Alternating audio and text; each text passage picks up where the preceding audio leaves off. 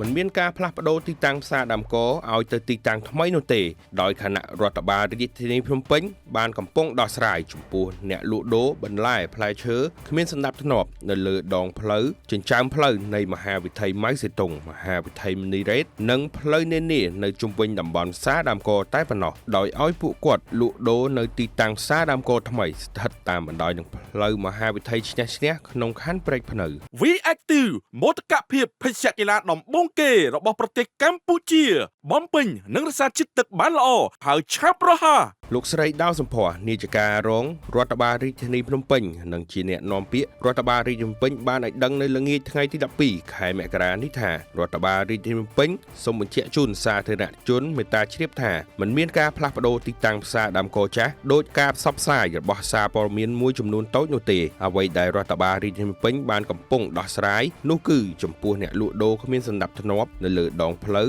ចិញ្ចើមផ្លូវនៃមហាវិថីម៉ៅសេតុងមហាវិថីមនីរ៉េតនិងផ្លូវនានានៅជុំវិញតំបន់ផ្សារដើមកតែប៉ុណ្ណោះលោកស្រីស្នើឲ្យសារព័ត៌មានអនឡាញមួយចំនួនដែលផ្សព្វផ្សាយខុសជួយកែតម្រូវផងដើម្បីកុំឲ្យសាធារណជនមានការយល់ច្រឡំគួរបញ្ជាក់ផងដែរថាដើម្បីឲ្យរាជធានីភ្នំពេញមានសោភ័ណភាពសណ្ដាប់ធ្នាប់របៀបរៀបរយអនាម័យបរិស្ថានល្អនិងដោះស្រាយឲ្យបាននឹងការកកស្ទះចរាចរណ៍នៅលើមហាវិថីម៉ៅសេតុងមហាវិថីមនីរ៉េតនិងផ្លូវជុំវិញតំបន់ផ្សារដើមករដ្ឋបាលរាជធានីភ្នំពេញបានកំពុងដោះស្រាយដោយជំរុញឲ្យប្រជាពលរដ្ឋដែលលក់ដូរលើទ្រូងផ្លូវចេញទៅលក់ដូរនៅការវិនិយោគរបស់ចិនលើការសាងសង់ផ្សារបោះដុំអាស៊ានអន្តរជាតិឬហៅថាផ្សារដើមកថ្មីស្ថិតតាមបណ្ដោយនឹងផ្លូវមហាវិថីឈ្នះក្នុងខណ្ឌព្រែកភ្នៅដែលមានស្តង់លក់ដូរចំនួន 6000 ស្តង់គឺជាផ្សារបោះដុំដ៏ធំមួយនៅរាជធានីភ្នំពេញការងារនេះរដ្ឋបាលរាជធានីភ្នំពេញនឹងចាប់ផ្ដើមអនុវត្តនៅថ្ងៃទី18ខែមករាខាងមុខនេះហើយ